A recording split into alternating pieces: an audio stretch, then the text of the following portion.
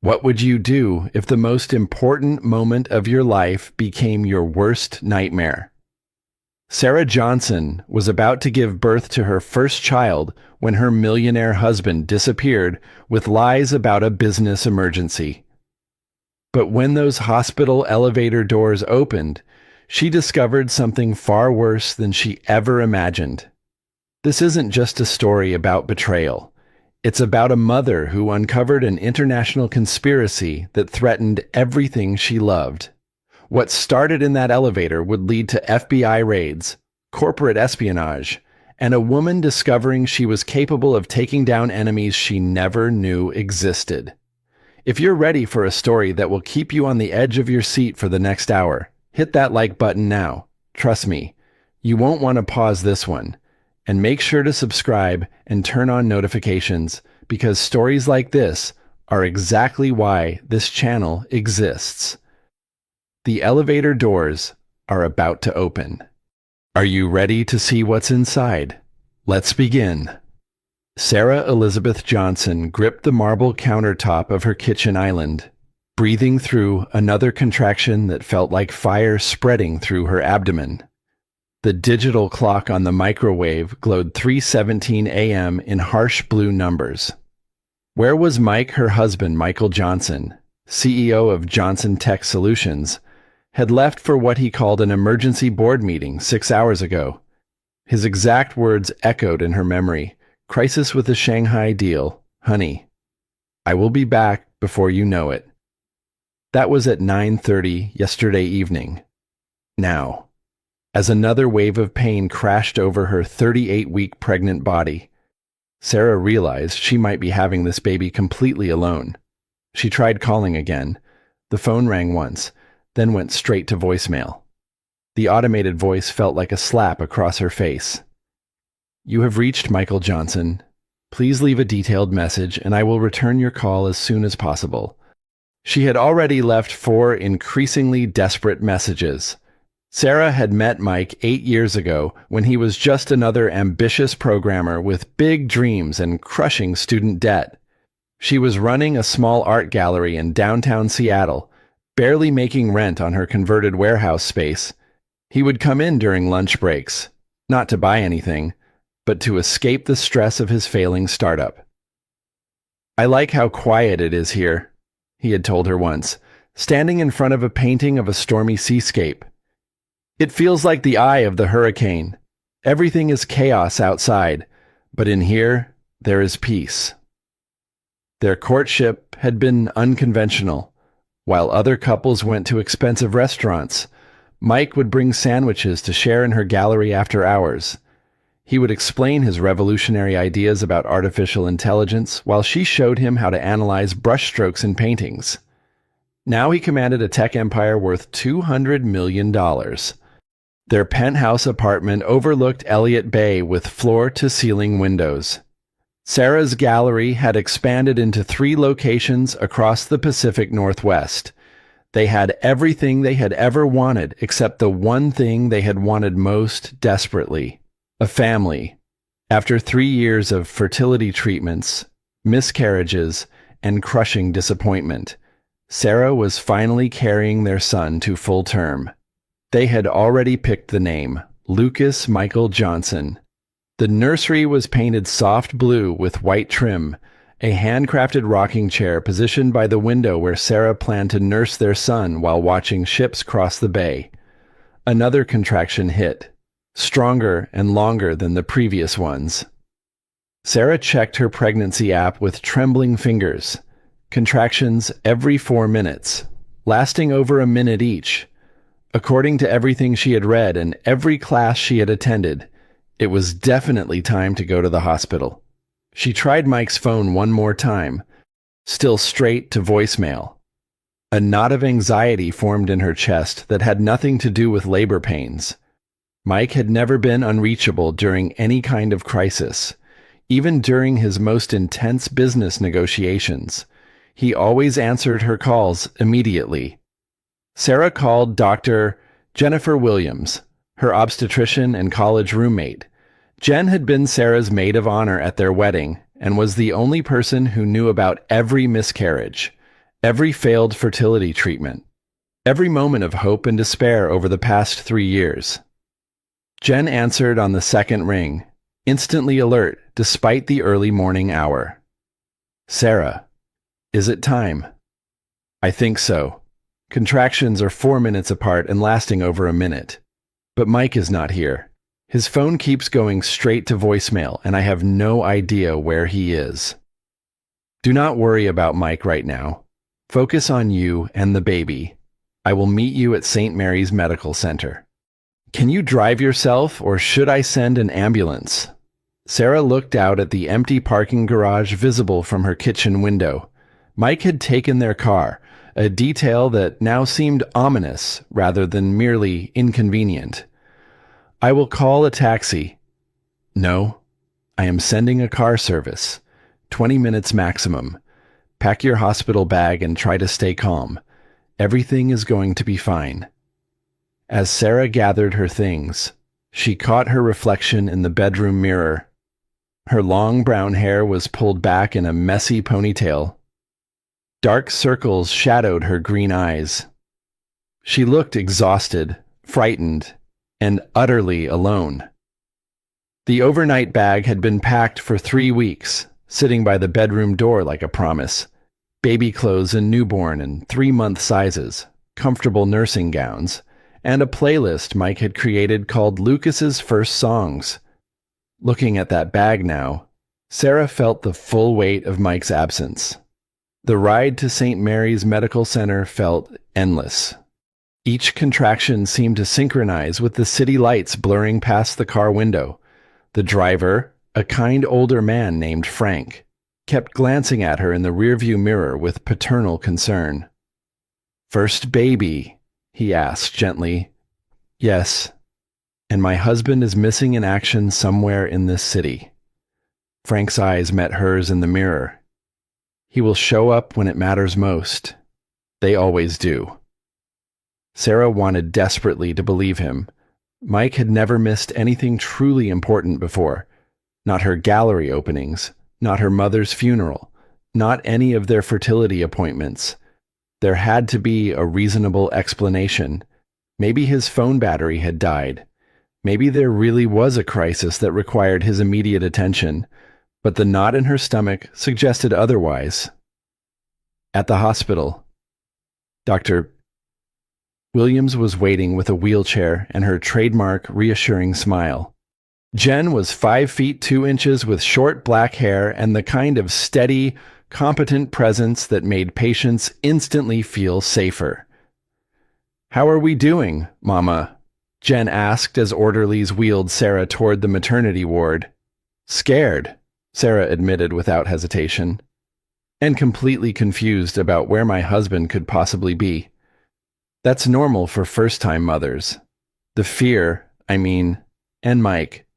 Still unreachable. Jen, what if something terrible happened to him? What if there was an accident and he is lying unconscious somewhere?" Dr. Williams squeezed her shoulder with practiced reassurance. "Let's focus on getting you settled and comfortable. Then we will track down your wandering husband and get some answers."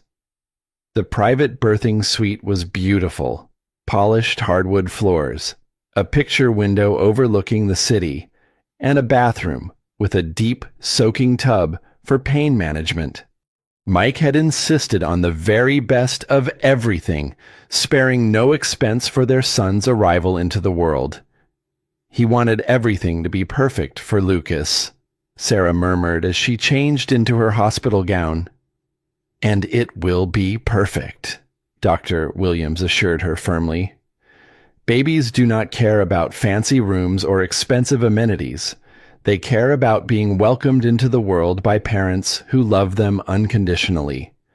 As Sarah settled into the hospital bed and nurses began monitoring her vital signs, her phone finally buzzed. Mike's name flashed on the screen like an answered prayer from heaven. "Thank God," she breathed, answering immediately. "Mike, where are you?"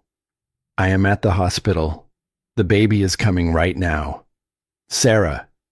His voice sounded strange, distant and slightly slurred, as if he was utterly exhausted or had been drinking.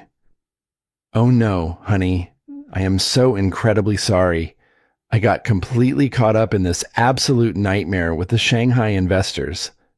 There is a 12-hour time difference, and the entire deal was falling apart in real time. I completely lost track of time." Sarah felt a chill that had nothing to do with the hospital's air conditioning. Something about his tone felt wrong, rehearsed. "Mike, I need you here immediately. Our son is coming into the world, and I need his father with me. I am leaving the office right this second. Traffic should not be bad at this hour. I will be there in 30 minutes maximum. I promise. How is our little champion doing?" The casual reference to their unborn son as "our little champion" should have been comforting. Instead, it felt artificial, like something he had prepared to say. "He is fine," Sarah said, her voice tight with both physical pain and growing emotional distress. "I am the one who needs his father right now." "I will be there," he repeated, speaking too quickly. "I love you more than anything. I have to go now. I need to focus completely on driving safely." The line went dead before Sarah could respond. She stared at the phone screen, cold dread seeping into her bones like poison. Something was fundamentally wrong with that entire conversation. 2 hours later, Sarah was deep in active labor and Mike still had not arrived. Dr. Williams checked her cervix and frowned with professional concern. "You are at 6 centimeters dilation. Sarah, this baby is extremely eager to meet the world. Where exactly is Mike?" "He said he was 30 minutes away from the hospital. That was over 2 hours ago." Sarah tried calling again.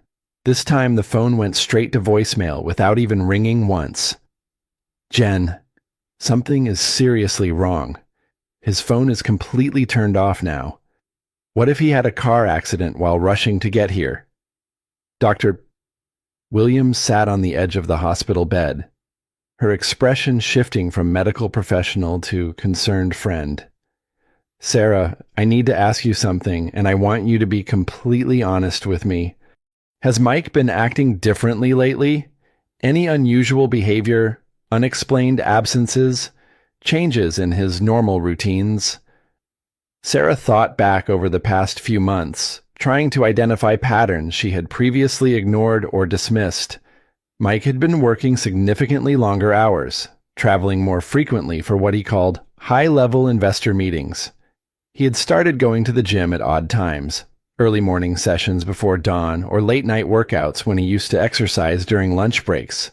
When she asked about his day, his answers had become increasingly vague and non-specific. "He has been emotionally distant," she admitted reluctantly. "But I assumed it was just stress from expanding the business internationally." He said the Shanghai deal was extremely complicated and consuming all of his mental energy. "What exactly is this Shanghai deal that he has been working on?" "I honestly do not know the specific details," Sarah realized with growing unease. "Something about expanding Johnson Tech Solutions into the Asian market. He said it involved complex patent negotiations and regulatory approvals that I would not understand." Dr. Williams nodded, but her expression remained deeply troubled. "I am going to have our nursing staff try to reach Mike through his office emergency contact information. Sometimes expectant fathers panic when labor actually starts and need professional encouragement to get moving." While Jen made phone calls, Sarah stared out the window at downtown Seattle. Millions of lights twinkled in the pre-dawn darkness, representing millions of people going about their normal lives. Somewhere in that vast urban landscape was her husband, the father of the child she was about to deliver. But for the first time in 8 years of marriage, she had absolutely no idea where he was or what he was doing. Her phone buzzed with a text message from Mike. "So sorry, baby. Major crisis happening at the office right now. International investors are threatening to pull out completely. We'll be there very soon. Love you. Sarah read the message 3 times, analyzing each word like she might examine a painting for signs of forgery. Mike never called her baby in any context. In 8 years of marriage, he had always used her actual name, or honey. And he was extremely meticulous about punctuation and grammar. This text had none of his usual careful attention to proper writing. The message felt completely wrong, foreign, like it had been written by someone who knew Mike's basic communication patterns but not his intimate personal habits. Dr. Williams returned with Nurse Maria, both wearing expressions that made Sarah's blood run cold with dread. We called Johnson Tech Solutions corporate headquarters, Dr. Williams said carefully, choosing her words with obvious precision. The night security guard confirmed that the entire building has been completely empty since 8 p.m. yesterday evening. No emergency meetings, no crisis with Shanghai investors, no sign of Mike or anyone else on the premises. The words hit Sarah like a physical blow to her chest. She felt all the color drain from her face as the full implications crashed over her in waves. "That is completely impossible," she whispered, her voice barely audible.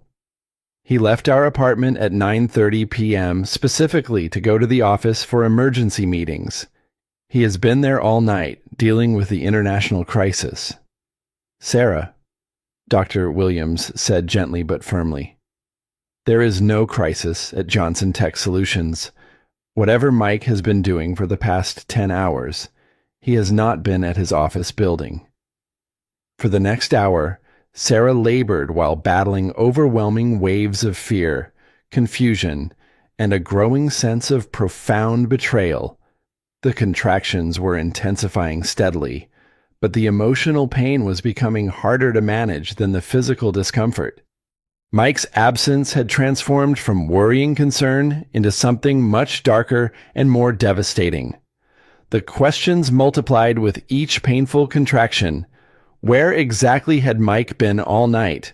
Who was he with? What was he doing that required such elaborate and detailed deception? And why had he chosen whatever it was over being present for the birth of their first child? At 7:15 a.m., the fetal monitoring equipment began showing deeply concerning changes. Lucas's heart rate was dropping significantly during each contraction, indicating potential oxygen deprivation. Dr. Williams studied the monitor readings with growing medical alarm. "Sarah, the baby is showing clear signs of distress. His heart rate is decelerating dangerously with each contraction. We cannot wait any longer for Mike to arrive. I need to take you for an emergency cesarean section immediately." "But what about Mike? He's going to miss the actual birth of his son." Dr. Williams' expression was firm but compassionate. "Right now, our absolute priority is keeping both you and Lucas safe and healthy. Everything else is completely secondary to that medical imperative." As nurses rapidly prepared Sarah for emergency surgery, she felt utterly alone despite being surrounded by competent medical professionals. This was not how she had imagined Lucas's birth during all those months of careful preparation and excited anticipation. She was supposed to be holding Mike's hand, sharing the most important and meaningful moment of their lives together, welcoming their son into the world as a united family. Instead, she was being rushed toward an operating room while her husband was somewhere else in the city, doing something he felt compelled to lie about with elaborate and ongoing deception. The operating room was a controlled storm of medical activity. Bright surgical lights, beeping electronic monitors, and the quiet efficiency of medical professionals preparing for emergency surgery. Dr. Williams worked with practiced precision while Sarah lay conscious but completely numb from the chest down due to spinal anesthesia. "Talk to me, Sarah," Dr. Williams said, her voice calm and focused despite the surgical urgency. Tell me about the beautiful nursery you and Mike prepared for Lucas. Sarah tried to concentrate on happy thoughts, anything to distract from Mike's devastating absence. Mike painted the entire room himself, she said, her voice catching with emotion. Soft blue walls with crisp white trim. We have a comfortable rocking chair positioned by the large window where I plan to nurse Lucas while watching ships cross Elliott Bay. That sounds absolutely perfect. You are doing wonderfully. Your baby will be here in just a few more minutes. At 8:47 a.m. exactly. Lucas Michael Johnson took his first breath and immediately let out a healthy, indignant cry that filled the entire operating room. Sarah burst into tears of overwhelming relief, joy, and love at that beautiful sound. He is absolutely perfect, Dr. Williams announced with genuine wonder, holding up a red-faced, screaming infant who looked remarkably alert for someone who had just entered the world. 7 pounds, 3 ounces, exactly. Listen to those powerful lungs work. As the medical team completed the surgery and thoroughly cleaned Lucas, Sarah held her son against her chest for the very first time. He had Mike's thick dark hair and what appeared to be her green eyes, though she knew newborn eye color could change significantly. In that transcendent moment, nothing else in the entire world mattered. Her son was healthy, beautiful, and finally in her loving arms. But as they wheeled Sarah toward the recovery room, the euphoria of Lucas's safe birth began mixing with the harsh reality of Mike's unexplained absence. She was now a new mother, and her husband had missed the birth of their first child because he was somewhere else, lying systematically about his whereabouts and activities. 2 hours later, as Sarah rested in her private recovery room with Lucas sleeping peacefully in his hospital bassinet beside her bed, her phone rang again. Mike's name appeared on the caller ID, and despite everything that had happened, her heart jumped with desperate hope. "Sarah, honey, I just received your voicemail about the emergency surgery." Mike's voice was breathless and panicked, with clear traffic noise audible in the background. "Is our baby okay? Are you okay? I am so incredibly sorry. I missed everything." His distress sounded completely genuine, but Sarah had learned not to trust her husband's voice over the past few hours. "Lucas is perfectly fine and healthy," she said, keeping her voice carefully controlled. "Where exactly are you right now, Mike?" "I am in the hospital parking garage at this very moment. The Shanghai situation completely exploded overnight with emergency involvement from 3 different law firms and 2 regulatory agencies. It was absolute chaos with people calling from different time zones. I am so sorry I missed our son's birth, but I am here now and ready to meet him." Sarah closed her eyes, listening to him construct an elaborate lie in real time. "Mike, I know for certain that you were not at your office building. Security confirmed the entire place was empty all night." Complete silence stretched across the phone connection, broken only by the sound of car engines and Mike's labored breathing. "Sarah, we can discuss all of this in detail when I get upstairs to your room," he said finally, his voice shifting to a more controlled and calculated tone. "What room number are you in?" 412, North Wing of the maternity ward. I will be right there. I love you more than anything in this world." The line went dead, leaving Sarah alone with her sleeping newborn son and the growing certainty that her marriage was built on lies she was only beginning to discover. 15 minutes later, there was a sudden medical complication. Lucas developed a slight breathing irregularity that required immediate attention from the pediatric medical team. Dr. Williams rushed into Sarah's room with 2 other doctors, their faces showing the kind of controlled concern that medical professionals display during genuine emergencies. "We need to transport Lucas to the NICU for careful observation." "Doctor, Williams explained quickly while nurses began efficiently disconnecting monitoring equipment. It is probably nothing seriously wrong, but we want to monitor his oxygen levels very closely. His breathing pattern is slightly irregular, which sometimes happens after emergency cesarean deliveries. Can I stay with him? Sarah asked, struggling to sit up despite the significant pain from her recent surgery. You just underwent major abdominal surgery less than 3 hours ago. We need to transport you on a hospital gurney if you want to accompany Lucas to the NICU. Maria will prepare you for immediate transport. Within minutes, Sarah was being carefully wheeled through the hospital corridors toward the NICU, her entire world reduced to the sound of gurney wheels on polished floors and the sight of Lucas in a portable incubator being pushed alongside her. The medical procession moved quickly and purposefully through the maternity ward toward the main elevator bank, which provided the most direct route to the fifth-floor NICU. As they approached the elevator area, Sarah heard the familiar electronic ding of arriving elevator cars. Multiple elevators served this busy section of the hospital, and the medical team had called ahead to ensure immediate transport for the emergency. The doors to the center elevator slid open with mechanical precision. Time completely stopped.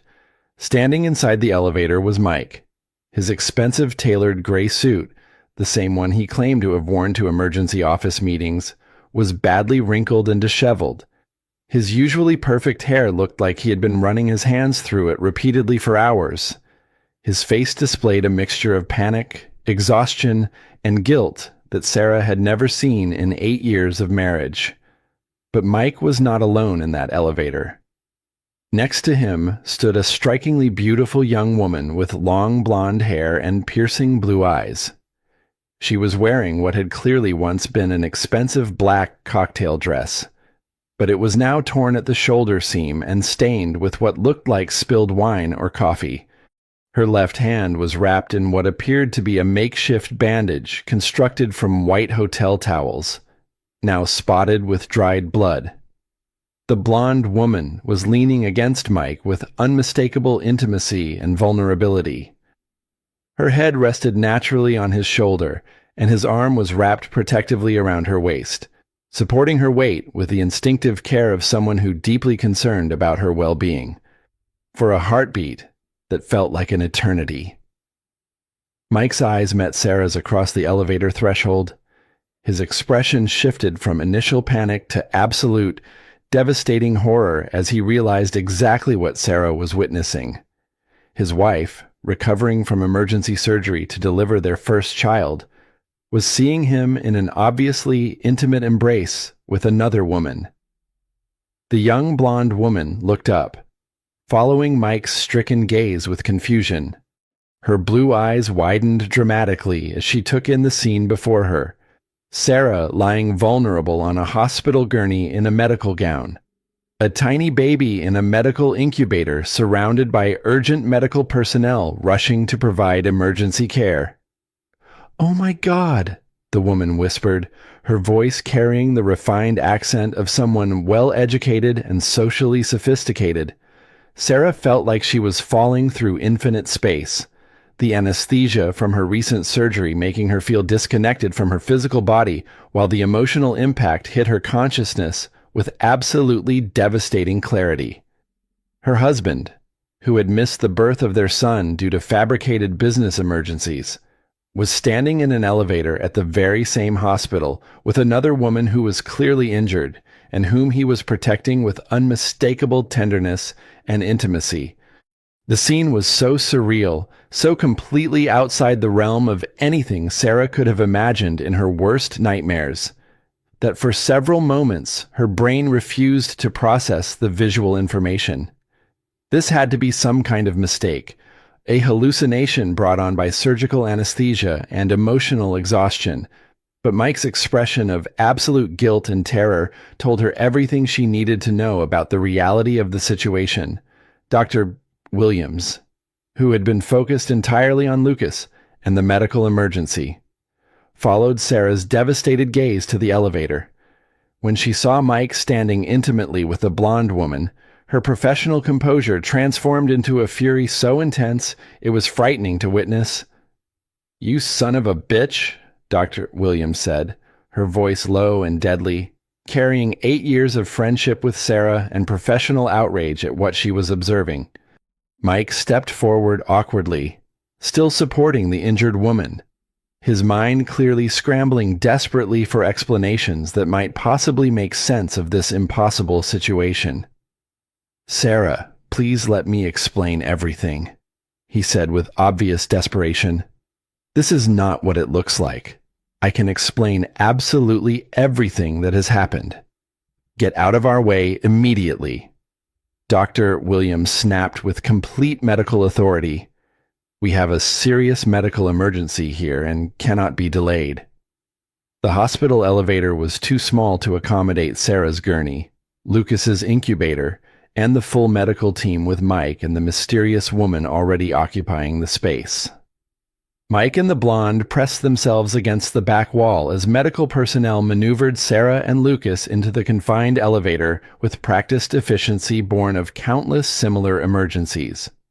The elevator felt suffocating, thick with unspoken accusations, urgent medical necessity, and the unmistakable tension of a marriage imploding in real time.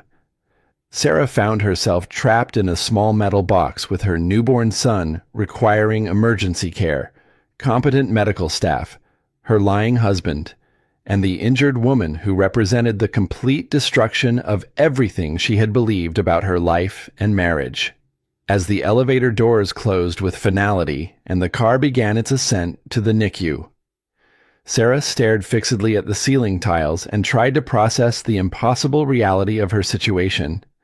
The elevator ride lasted only 90 seconds, but those 90 seconds felt like a lifetime, time in which her fundamental understanding of her marriage, her husband, and her future shifted completely and irreversibly.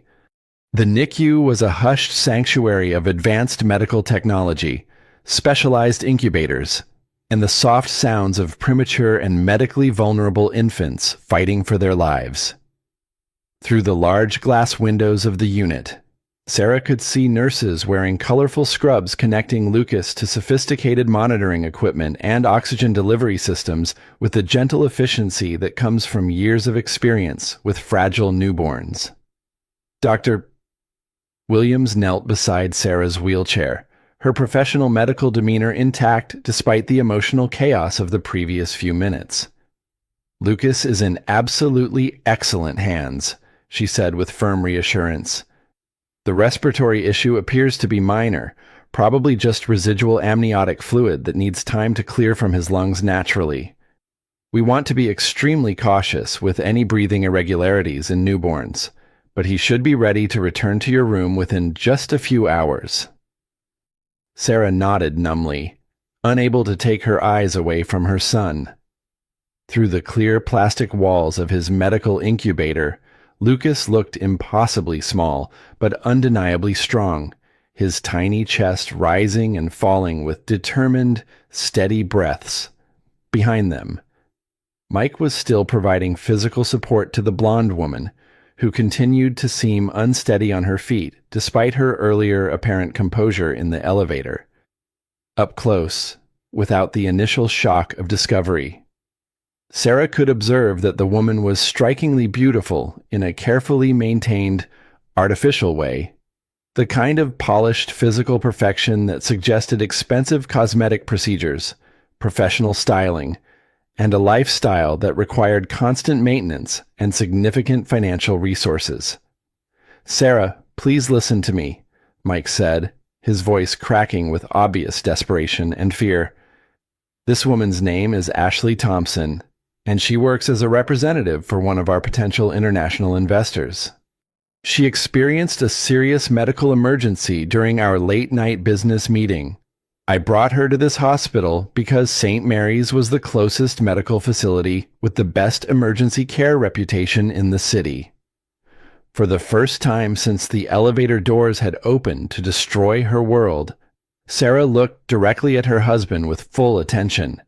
His explanation sounded superficially plausible, even reasonable under normal circumstances. A business associate experiencing a medical emergency. A concerned colleague providing necessary assistance to ensure proper medical care. But something fundamental in Mike's eyes, a flicker of panic that went far beyond normal worry about a business associate, told a completely different story. "Where exactly was this business meeting taking place?" Sarah asked, her voice steady despite the emotional hurricane raging inside her chest. Mike hesitated for just a moment, but that brief moment was more than sufficient to confirm Sarah's growing suspicions about systematic deception. "The Grand Hotel downtown," he said finally, with slightly too much precision. "Conference room 12 on the executive floor. We were working until very late on the final details of their international investment proposal." Sarah felt a chill that had absolutely nothing to do with the hospital's air conditioning system. The Grand Hotel was Mike's preferred location for clients he wanted to impress or intimidate, a calculated power move designed to showcase success, influence, and financial resources. But it was also the location where Mike had taken her for their 5th wedding anniversary dinner, where he had proposed during their 3rd year together, where they had celebrated every major business milestone and personal achievement. It was their special place, full of intimate memories and deep private significance. "Why is her hand injured so severely?" Sarah asked, noting the makeshift bandage that was clearly not professional medical treatment. Ashley Thompson spoke for the first time since her whispered exclamation in the elevator, her voice shaky and uncertain, but carrying subtle undertones of someone normally accustomed to being in complete control of situations. "I experienced a severe panic attack during the complex financial negotiations," she said, not quite meeting Sarah's direct gaze. The pressure of the multi-million-dollar deal, the extremely late hour, the complexity of the international regulatory requirements, it all became overwhelming. I fell and cut my hand badly on broken glass when I tried to steady myself against the conference room table during the attack. The explanation was neat, logical, and complete with specific details that lent credibility to her account. Sarah wanted desperately to believe this reasonable story. The alternative, that her husband was conducting an extramarital affair and had brought his mistress to the very hospital where she was giving birth to their first child, was too devastating and surreal to seriously consider. But even as part of her mind grasped desperately for the comfort and security of Mike's plausible explanation, her deepest instincts were screaming that something was fundamentally and dangerously wrong with the entire situation. As they prepared to leave the NICU and return Sarah to her recovery room, Ashley's cell phone rang with an electronic chime. She answered quickly and efficiently, stepping several feet away from Mike with movements that seemed significantly more fluid and confident than someone recovering from a severe panic attack should realistically possess. "Yes, I am perfectly fine now," Ashley said into the phone, her voice carrying clearly in the quiet, controlled environment of the NICU. "No, the meeting went exactly according to our planned schedule.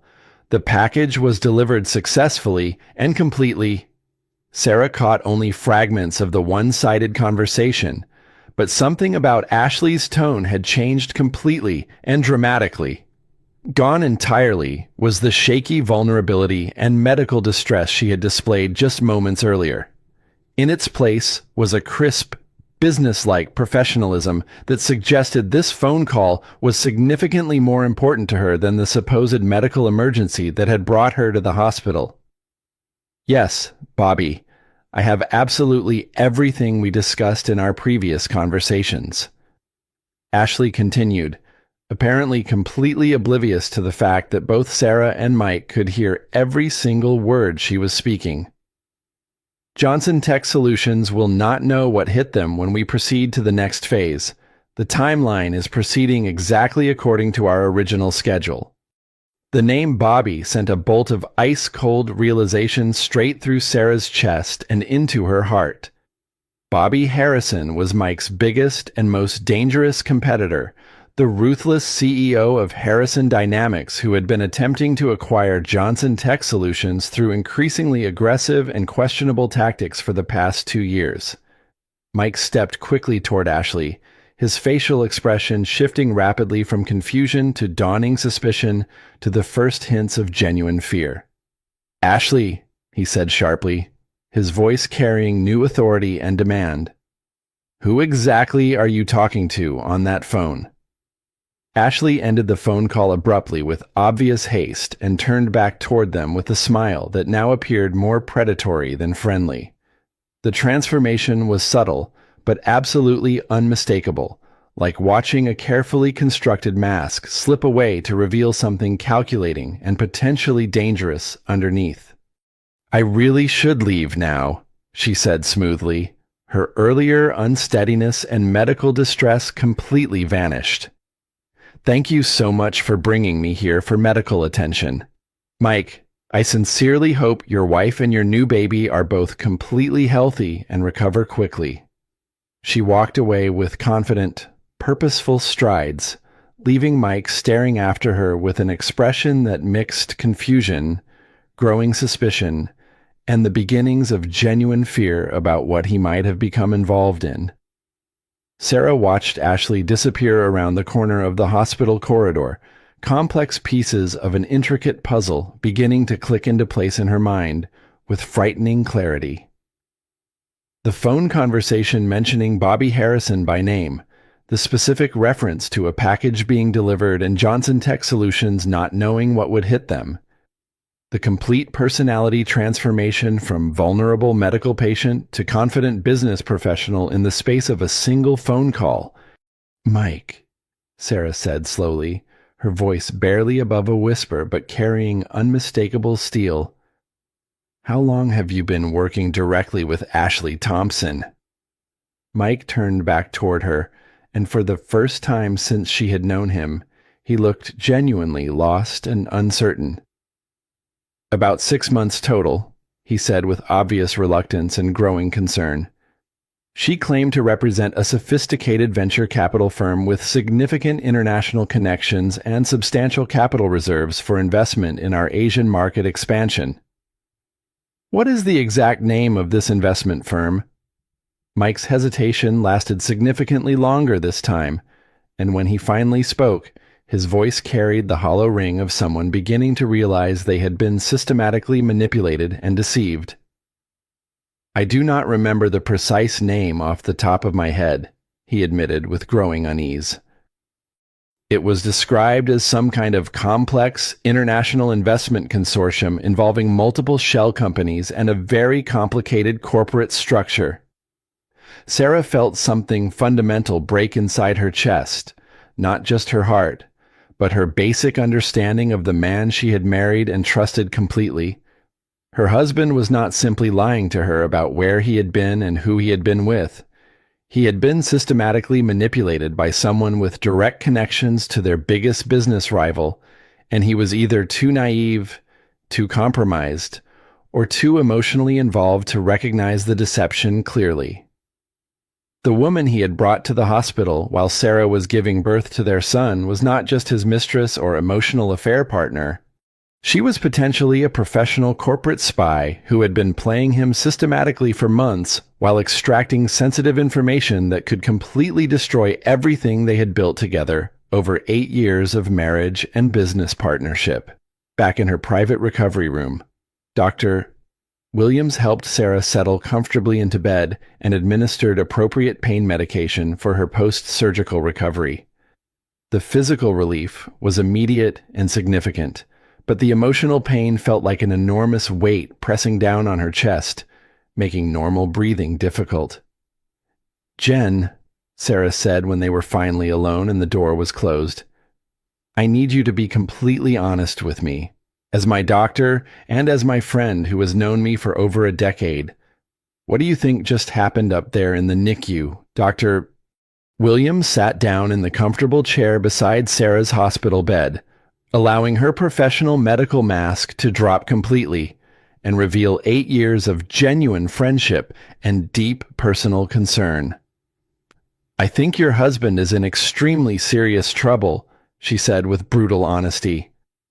"And I think that woman is definitely not who she claims to be or what she appears to represent." The phone conversation specifically mentioned Bobby Harrison and something about Johnson Tech Solutions not knowing what would hit them. Mike's biggest competitor, the CEO who has been attempting to buy or destroy Johnson Tech Solutions through hostile takeover attempts for the past 2 years. Sarah nodded grimly, feeling pieces of a complex and dangerous puzzle forming a picture she desperately did not want to see. Ashley also mentioned something about a package being delivered successfully and everything proceeding according to their original timeline. Dr.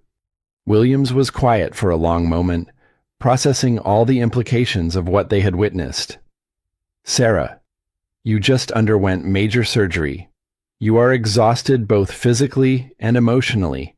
You are on significant pain medication, and you have been through massive emotional trauma in the past 12 hours. Maybe we are reading too much into fragments of a phone conversation we accidentally overheard. Or maybe my husband just got completely played by a professional corporate spy while I was giving birth to his son." The words hung in the air between them, too terrible to dismiss, but too devastating to fully accept without additional evidence. Sarah closed her eyes and tried to make sense of the past 12 hours. Mike's elaborate lies about his whereabouts and activities. Ashley Thompson's conveniently timed panic attack followed immediately by her confident phone call to Bobby Harrison. The specific references to packages being delivered and Johnson Tech Solutions being unprepared for whatever was coming next. Either her husband was conducting a straightforward extramarital affair, or he was the victim of an elaborate corporate espionage scheme designed to steal sensitive business information, or most terrifyingly, both possibilities could be simultaneously true. As the prescribed pain medication began taking effect, Sarah felt herself drifting toward desperately needed sleep. But even as consciousness faded, she could not escape the devastating image of Mike standing in that elevator with another woman while their newborn son was fighting for his first breaths in the world. Sarah woke to late afternoon sunlight streaming through her hospital room window, creating geometric patterns on the polished floor. For a moment, disoriented by medication and exhaustion, she felt relatively peaceful. Then the events of the morning crashed back into her consciousness like a physical assault, and she remembered that everything fundamental in her life had changed. Dr. Williams was sitting in the chair beside her bed, quietly reading a medical chart while keeping one watchful eye on the hallway for any signs of Mike's return. "How long was I asleep?" Sarah asked, her voice hoarse from the anesthesia and emotional strain. "About 4 hours total. Lucas is doing much better. His breathing has normalized completely, and all his vital signs are excellent. He is ready to return to your room whenever you feel prepared to have him back." Relief washed over Sarah like a warm tide. Whatever else was falling apart in her personal life, her son was healthy and safe. And Mike, he left about an hour ago. Said he needed to handle some extremely urgent business matters at his office, but promised he would return tonight for visiting hours. Dr. Williams's tone carried obvious disapproval that she did not attempt to hide. Sarah felt the familiar pang of abandonment, now amplified by everything that had happened, even after the lies, the mysterious woman, the devastating scene in the elevator. Mike was still prioritizing business concerns over being present with his family during one of the most important and emotionally challenging days of their lives. "Jen, I need to ask you for a significant favor," Sarah said, struggling to sit up despite the considerable surgical pain. "As my friend, not as my doctor." Dr. Williams closed the medical chart and gave Sarah her complete attention. "What do you need?" "I need detailed information about Ashley Thompson's medical treatment here this morning. I need to know what her injuries actually indicate, what kind of medical care she received, and anything else the hospital records might reveal about what really happened to her. Sarah, that is strictly confidential patient information protected by federal law. I could lose my medical license permanently for accessing another patient's records without proper authorization. I understand the enormous risk you would be taking, Sarah said, meeting her friend's eyes with desperate sincerity. But something is fundamentally wrong about this entire situation. If Mike is being systematically targeted by corporate spies, I need to know the truth so I can protect our family and our business from further damage. If he is having a traditional extramarital affair, I need to know that reality so I can make informed decisions about our marriage and Lucas's future welfare. Dr. Williams was quiet for a long moment, clearly weighing professional ethics and legal requirements against personal loyalty and genuine concern for Sarah's well-being. Let me see what I can find out through completely unofficial channels, she said finally. I have a close friend working in the emergency department who might be willing to share some general observations without violating specific patient confidentiality requirements. While Dr. Williams made discreet inquiries through her professional network, Sarah called her mother in Portland to share the news about Lucas's birth. She kept the conversation focused entirely on positive aspects: his weight, his health status, how beautiful and alert he appeared, while carefully avoiding any mention of Mike's absence, the medical complications, or the devastating personal crisis surrounding the delivery. He sounds absolutely perfect, sweetheart, her mother said, her voice warm with grandmotherly pride and excitement. When can your father and I drive up to Seattle to meet our first grandson? Maybe in a few days, Sarah replied carefully. I want to get settled at home first. Make sure Lucas is nursing well and sleeping through the night consistently. What she really wanted was sufficient time to understand exactly what was happening with Mike and Ashley Thompson before involving her parents in what might become a very public and messy marital crisis with potential business implications. An hour later, Dr. Williams returned to Sarah's room with an expression that mixed professional medical concern with personal anger on behalf of her friend.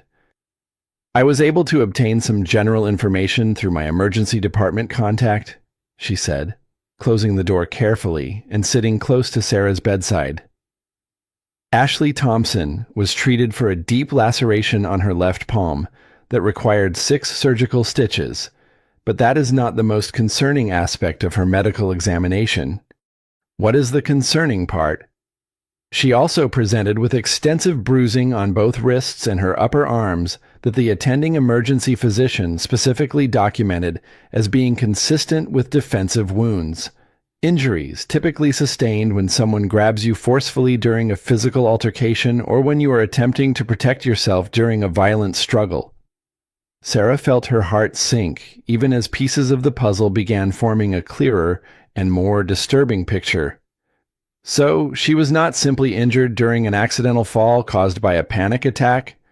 The emergency room doctor specifically noted in his official report that Ashley's injury pattern was completely atypical for a simple fall or medical episode.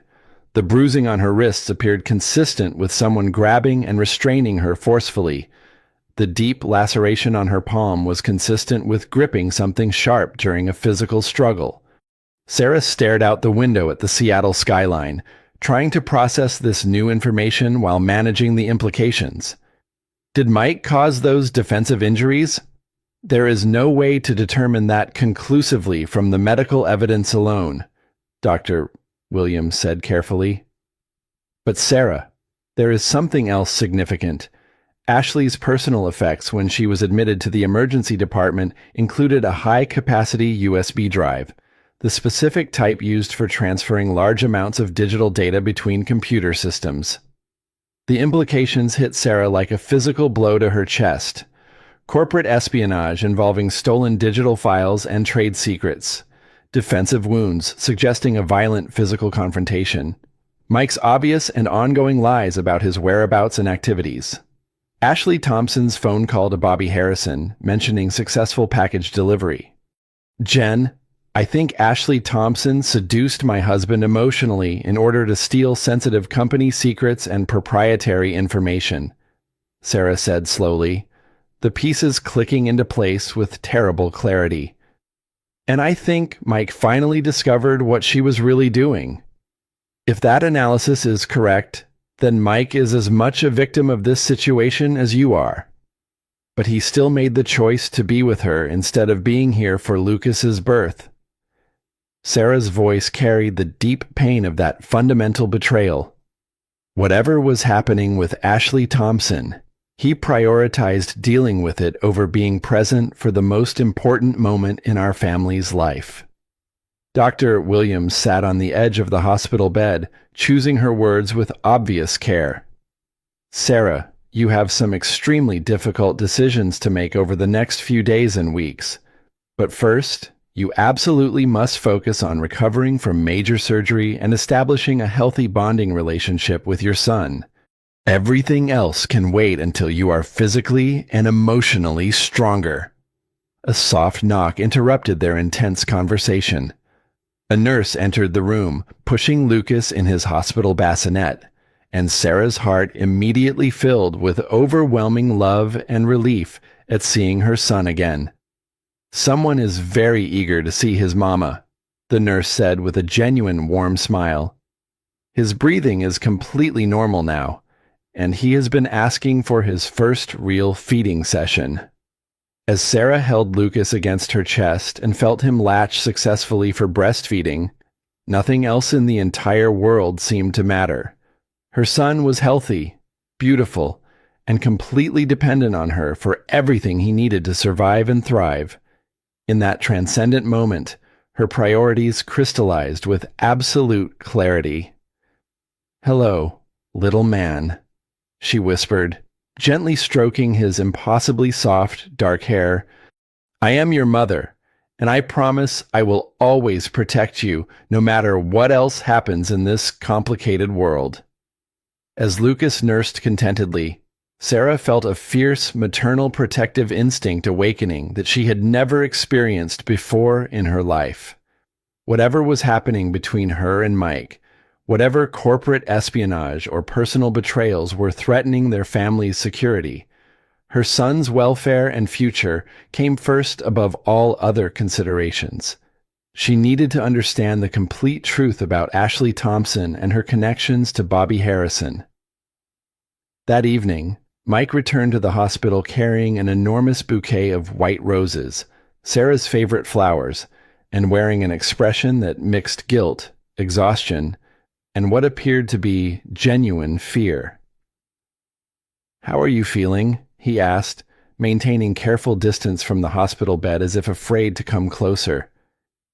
"Like I was surgically cut open this morning while my husband was somewhere else with another woman," Sarah replied, her voice steady despite the emotional turmoil churning underneath.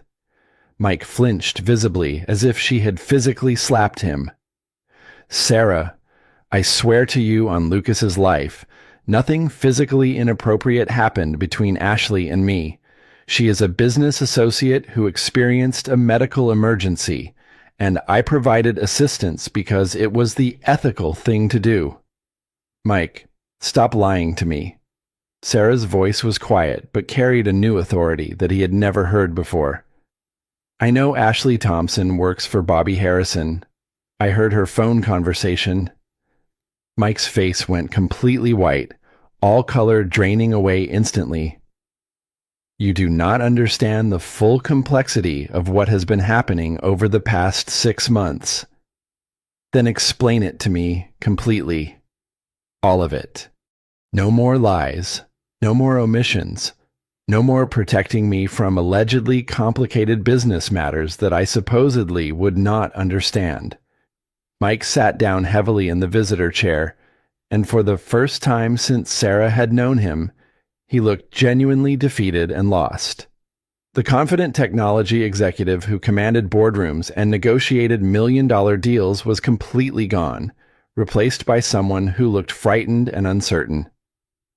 "Bobby Harrison has been systematically trying to destroy Johnson Tech Solutions for the past 2 years," he began slowly and reluctantly. Not simply acquire our company through normal business competition, completely destroy us as a viable entity. He has initiated 3 separate hostile takeover attempts, all of which failed because we consistently maintain superior technology and stronger market positioning. So he decided to try a different approach entirely. 6 months ago, Ashley Thompson approached me at a major technology conference in San Francisco. She claimed to represent a sophisticated consortium of international investors with specific interest in our Asian market expansion plans. The investment opportunity she described in detail was exactly what we needed to accelerate our growth and maintain our competitive advantage over companies like Harrison Dynamics.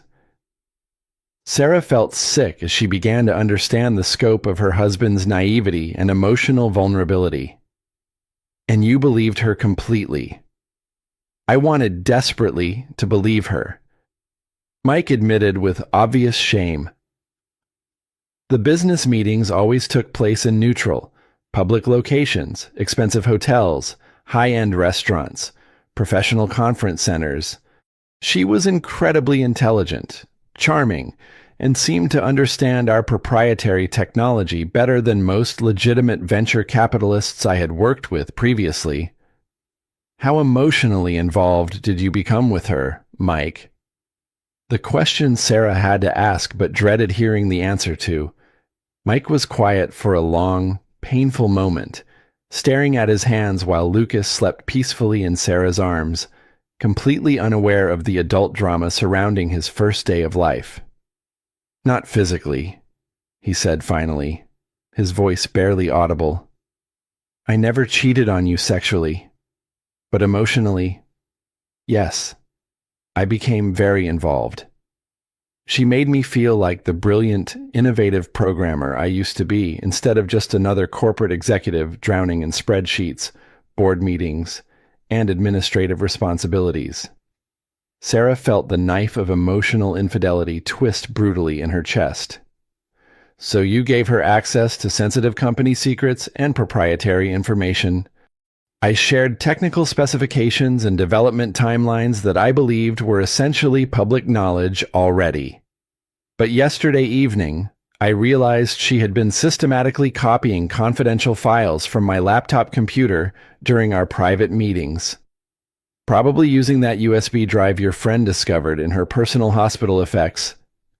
Sarah looked down at Lucas, her son completely innocent and unaware that his father had potentially compromised his entire future through poor judgment and emotional manipulation. What exactly happened in the hotel room this morning? Mike. Mike's voice dropped to a whisper. I confronted her directly about the stolen data. She initially denied everything, but when I insisted on examining my laptop computer, she panicked completely. There was a violent physical struggle when I tried to prevent her from leaving. She grabbed a heavy glass paperweight and swung it at my head. I had to defend myself, and that's how her hand got severely cut. And you brought her to this hospital because I couldn't allow her to disappear with whatever sensitive intelligence she had gathered. I needed to keep her under observation until I could assess the damage. Sarah processed this while watching her son sleep. Mike had been victimized by corporate espionage, but he had also emotionally betrayed their marriage. Mike, you missed our son's birth because you were dealing with consequences of your poor judgment. I know. I'll regret it forever. Trust, once broken, couldn't be easily repaired, but Lucas deserved parents who could work together to protect his future. I need time to think, and complete honesty from now on. No more lies or omissions. Over the following week, Sarah researched Ashley Thompson using Art World contacts who specialized in fraud investigation. Her breakthrough came from Marcus Chen, a private investigator. The woman you're describing matches someone we've tracked for 2 years, Marcus said. Real name probably Amanda Stevens. She's a freelance intelligence operative specializing in technology company infiltration. How many companies has she targeted? At least 6. 3 went bankrupt within a year. 2 were acquired by competitors under suspicious circumstances. Marcus, she threatened my baby. If Amanda threatened your child, someone's paying enormous money to ensure Johnson Tech is completely eliminated. When Mike learned Amanda's real identity, he revealed crucial information. 5 years ago, Bobby Harrison approached me about partnership. He wanted to merge companies with him as CEO. I refused because I discovered Bobby had stolen technology from previous partners. When I refused, he decided to destroy us instead. Sarah understood the scope. We can't fight this through conventional channels. They've been planning this for years. Then what do you suggest? We beat them at their own game. Sarah assembled a professional team, Marcus Chen for investigation, Jennifer Kim for cybersecurity, and Patricia Moore, a lawyer specializing in corporate crime. If Bobby and Amanda want professional warfare against our family, we'll show them what that actually looks like, she told Mike. Jennifer's findings were devastating. Amanda installed advanced spyware monitoring your personal communications, medical appointments, even fertility treatments. The software could remotely activate Mike's camera and microphone. She's potentially watched your most private moments for months. Marcus revealed the larger conspiracy: Amanda's link to global strategic solutions, corporate espionage for hire with foreign government connections. She simultaneously targeted 12 American technology companies over 3 years. Sarah realized the scope. So Bobby isn't Amanda's real client. He's another weapon in a larger attack on American technology. Exactly, Patricia confirmed. Global Strategic Solutions systematically destroys or transfers American innovations to foreign competitors. Sarah made a strategic decision. We turn Amanda Stevens into a federal witness. She's facing charges for espionage, money laundering, conspiracy, Jennifer explained. We present our evidence to the FBI. She gets immunity for cooperating against her handlers.